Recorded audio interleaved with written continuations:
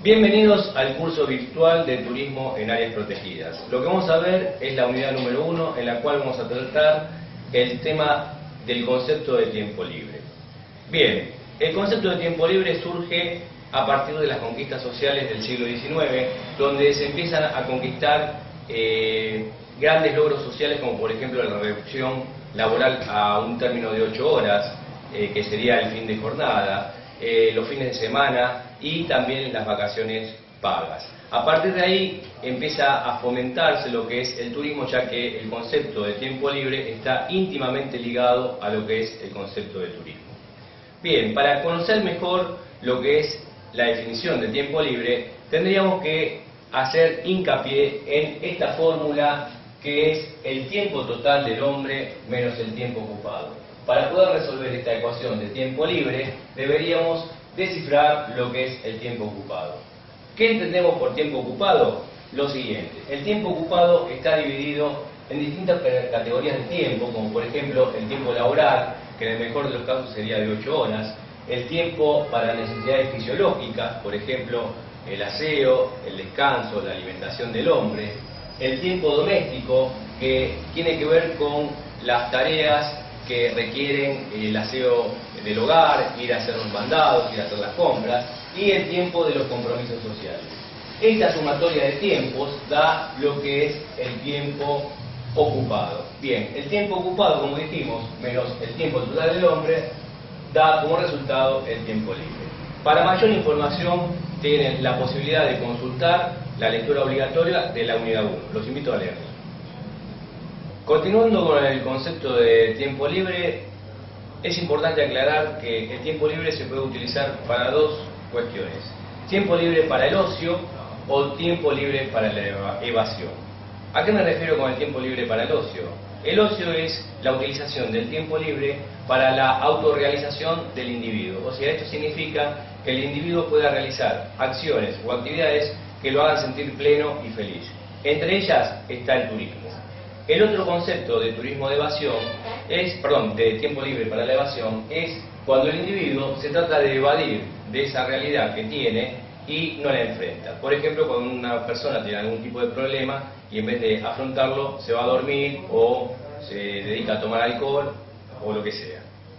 Bien, el turismo está relacionado, como decíamos, con el concepto de tiempo libre para el ocio. Ahora bien, sería importante definir cuál es el concepto de turismo para la Organización Mundial de Turismo, o sea, la OMT. La OMT dice que el turismo es un fenómeno social, o sea que no es una ciencia, tampoco es una industria, como muchas veces se nombra el turismo de la industria sin chimeneas, sino que es un fenómeno social en el cual el individuo se desplaza fuera de su lugar de residencia habitual por un periodo superior a 24 horas e inferior a 12 meses consecutivos, siempre y cuando la actividad sea motivada por una actividad de ocio, negocio u otros. Cuando me refiero a otros, me estoy refiriendo a, motivaciones religiosas, ir a visitar a un familiar enfermo, etc. Hay que hacer una aclaración, porque en las definiciones de turismo, más allá de la que da la OMT, hay otras definiciones en las cuales considera que el turismo es un desplazamiento de personas fuera de su lugar de residencia habitual por un periodo superior a 24 horas y inferior a 12 meses, pero siempre y cuando la motivación de esa movilización no sea por una actividad remunerativa. Estas son las dos acepciones dentro del mismo concepto de turismo. Ahora bien, ¿cuál es la diferencia entre turismo y excursionismo? Fíjense, cuando vimos la definición de turismo, estuvimos viendo que dentro de la definición había un término horario y de tiempo. O sea, para hacer turismo, según la OMT, habíamos dicho que tiene que ser un periodo superior a 24 horas, ¿sí?, e inferior a 12 meses consecutivos. Entonces, ¿qué pasa cuando una persona hace un desplazamiento fuera de su lugar de residencia habitual por un periodo inferior a 24 horas? Bueno, ahí estaríamos hablando de excursionismo o de excursión. ¿Por qué? Porque el turismo implica necesariamente un pernocte, ¿sí?, en el lugar visitado. La excursión no. La excursión es desplazarse fuera de su residencia habitual, ¿sí?, por un periodo inferior a 24 horas y volver a dormir en su residencia habitual. Bueno, a continuación vamos a explicar el concepto de viajero, que es un concepto bastante amplio, abarcativo, que es aquella persona o individuo que viaja entre dos o más puntos. ¿Por qué digo que es un concepto abarcativo? Porque el concepto de viajero incluye dos tipos de visitantes. Por un lado tenemos el visitante de día, que es igual al excursionista, que es aquella persona que viaja fuera de su entorno habitual por un periodo inferior a 24 horas, o sea que no pernocta en el lugar visitado. Y por otro lado tenemos al visitante con pernocte, que sería el turista, que sí, digamos, duerme en el lugar visitado. Un ejemplo de cada uno de estos viajeros, podemos decir, como excursionista, una persona que reside en la localidad de Zárate y que va a hacer una excursión a la Reserva Nacional Otamendi. Visita de día y vuelve a pernoctar en su domicilio, en Zárate. Eso sería un excursionista. Un turista sería, por ejemplo, un residente de la provincia de Buenos Aires que va a conocer el Parque Nacional Los Cardones en Salta y tiene que pernoctar en la ciudad de Salta o en la localidad más cercana, Cachi por ejemplo, para poder hacer su visita. Eso es un turista. A continuación vamos a hablar de la importancia del concepto del entorno habitual dentro de estas dos definiciones de visitante. ¿A qué consideramos entorno habitual? A todo aquel lugar que queda cerca del área donde nosotros residimos o vivimos. Pero el entorno habitual tiene dos aspectos. Uno es la frecuencia y otro es la distancia. ¿Cuál es la diferencia? Bueno, supónganse, mi entorno habitual es el barrio de La Boca en la capital federal, pero mi trabajo como docente es a 20 kilómetros en la provincia de Buenos Aires, en la localidad de San Martín. Si bien San Martín, donde yo doy clases, no es un lugar cercano a mi residencia, pero al frecuentarlo diariamente, porque voy a dar clase, se convierte en parte de mi entorno habitual. Otro ejemplo es la distancia. Por ejemplo, yo le decía que vivo en la localidad o en el barrio de La Boca y saben muy bien que un lugar turístico de La Boca es la zona de Caminito, que es un lugar turístico muy reconocido a nivel internacional. Sin embargo, a pesar de que está muy cerca de mi domicilio, yo no voy nunca a hacer un recorrido por Caminito. Pero el hecho de no ir frecuentemente, pero como está cerca, o sea, incide la distancia, es parte Caminito de mi entorno habitual. Ahora vamos a hablar de las formas de turismo. Cuando me refiero a las formas de turismo es muy importante empezar a conceptualizar primeramente lo que es el concepto de residente. Se entiende por residente aquella persona que está en un sitio o en un lugar por un periodo superior a los 12 meses consecutivos o al año. ¿De dónde surge este concepto de residente? Bueno, de la misma definición de turismo. Recordémosla, decía, el turismo es un fenómeno social que se produce a través del desplazamiento de personas de su entorno habitual por un periodo superior a 24 horas e inferior a 12 meses consecutivos. Entonces, la pregunta es, ¿qué sucede cuando esa persona que es turista y está en un determinado sitio supera los 12 meses consecutivos? Bueno, la respuesta es la siguiente, se convierte en residente de ese lugar.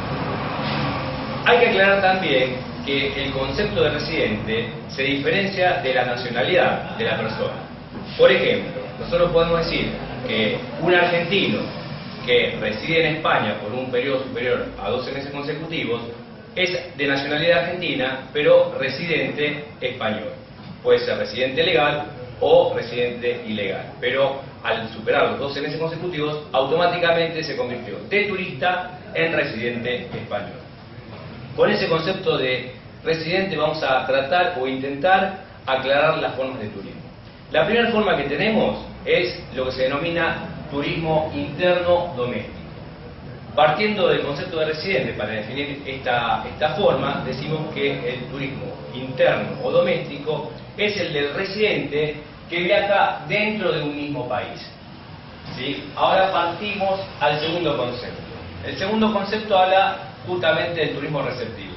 Este concepto de turismo receptivo viene de recepción, de recibir, ¿no? Entonces, ¿qué es el turismo receptivo? Justamente esto, los no residentes que viajan dentro de un país dado. O sea, es la persona que no reside en el país y que va a visitar un país determinado. Y por último tenemos el concepto de turismo emisivo. ¿Qué es el turismo emisivo? Es el de los residentes, ¿sí?, que viajan a otro país. Bien, explicado esto, hay que aclarar que tanto el turismo receptivo o el turismo emisivo también se pueden dar dentro del turismo interno. ¿Por qué digo esto? Supónganse, dijimos que el turismo interno era el residente que viaja dentro de un mismo país. Pero, por ejemplo, un residente de la provincia de Buenos Aires que viaja a la provincia de Córdoba está haciendo turismo emisivo para la provincia de Buenos Aires y un turismo receptivo para la provincia de Córdoba. Fíjense cómo se dan la combinación de los dos casos dentro del turismo interno. Vale decir que las tres formas de turismo tienen un efecto netamente económico, por eso la importancia estadística de las mismas, que a continuación las vamos a explicar. Fíjense, el turismo interno doméstico, ¿qué es lo que hace? Hace que el residente viaje dentro del mismo país, como dijimos anteriormente. Esto que produce una redistribución de riquezas. Cuando hablamos del turismo receptivo, estamos hablando que el no residente, o sea, un residente de otro país que produjo divisas en otro país, va a venir a un país dado con esas divisas que ha producido en otro país. Lo cual implica, para la balanza de pagos, implica un ingreso de divisas a ese país. Y por último tenemos el turismo emisor, que es el de los residentes de un país que viajan a otro país. ¿Cuál es el efecto del turismo emisor? Bueno, que con el turista también se van las divisas. Esas son las tres formas de turismo con la combinación del punto de vista económico de las mismas. Ahora bien, estas tres formas se combinan para dar lo que se llaman las categorías de turismo.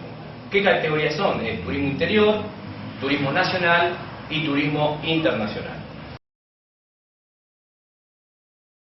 Continuando con los temas de la unidad número 1, a continuación vamos a hablar sobre el turismo sustentable. Pero previamente tenemos que definir el concepto de desarrollo sustentable, que surge a partir de la definición que da la Comisión Mundial de Medio Ambiente y Desarrollo de las Naciones Unidas en el año 1987, que dice que el desarrollo sustentable es un proceso que satisface las necesidades del presente sin comprometer la capacidad de las generaciones futuras para satisfacer sus propias necesidades. Este concepto es tomado por la Organización Mundial de Turismo a los efectos de poder desarrollar un concepto turístico orientado a la sustentabilidad, definiendo de esta forma lo que es el turismo sustentable. Para la Organización Mundial de Turismo, o sea la OMT, va a definir de la siguiente forma que voy a leer el concepto de turismo sustentable. El turismo sustentable tiene plenamente en cuenta las repercusiones actuales y futuras, económicas, sociales y medioambientales para satisfacer las necesidades de los visitantes, de la industria, del entorno y de las comunidades anfitrionas. Cabe resaltar que este concepto de turismo sustentable se apoya en tres pilares fundamentales, que lo vamos a ver a continuación. Como decíamos, a continuación vamos a ver los tres pilares de la sustentabilidad. Para empezar podemos hablar del pilar medioambiental. ¿Por qué es importante este pilar medioambiental? Porque a través de lo medioambiental se pone en valor el patrimonio natural de la comunidad, preserva los recursos naturales, hay un uso responsable tanto de los recursos renovables como de los no renovables y prioriza la conservación de la biodiversidad. Otro de los pilares es el pilar de la sostenibilidad sociocultural. ¿Por qué es importante este pilar? Porque incluye la equidad entre las comunidades locales, hay una puesta en valor del patrimonio local, ya sea tangible como intangible, por ejemplo, las fiestas regionales, preserva la identidad local y hay un intercambio cultural genuino y enriquecedor entre las comunidades. Y por último tenemos el pilar netamente económico, que va a apuntar a que todos los proyectos turísticos tengan una rentabilidad favorable, se satisfaga las expectativas de todos los visitantes, ¿sí? Que exista también en el sector una redistribución equitativa de los ingresos generados a través del turismo y una generación de empleo digno para la comunidad local. Teniendo estos tres pilares, podríamos decir que existe un cuarto pilar muy importante que no está en el dibujo, que es de la gobernanza, que afianza justamente que estos tres pilares de la sustentabilidad puedan llevarse a cabo para un desarrollo turismo sustentable. Continuando con este tema, como decíamos, uno de los pilares que no está en el dibujo es la gobernanza, que hace que el turismo sustentable se tome hoy como una política de Estado. A raíz de eso, el Ministerio de Turismo de la Nación, ¿sí?, realizó lo que se llama el Plan Federal Estratégico de Turismo Sustentable, que apunta justamente a articular el sector público a nivel nacional, provincial y municipal con la actividad privada y la actividad académica para que juntos puedan desarrollar lo que es una política de Estado orientado a un turismo de calidad. Un turismo de calidad en el cual el Ministerio de Turismo de la Nación ha desarrollado distintas normas de calidad con el Instituto de Normalización, el INANSECTUR, en el cual van a dictar las distintas directrices para que tengamos un turismo sustentable a largo plazo. Por lo cual recomiendo a continuación leer todas las unidades de la unidad 1, perdón, las lecturas de la unidad 1, para poder ampliar este tema de turismo sustentable, el Plan Federal Estratégico de Turismo Sustentable y las normas de calidad INANSECTUR. Muchas gracias.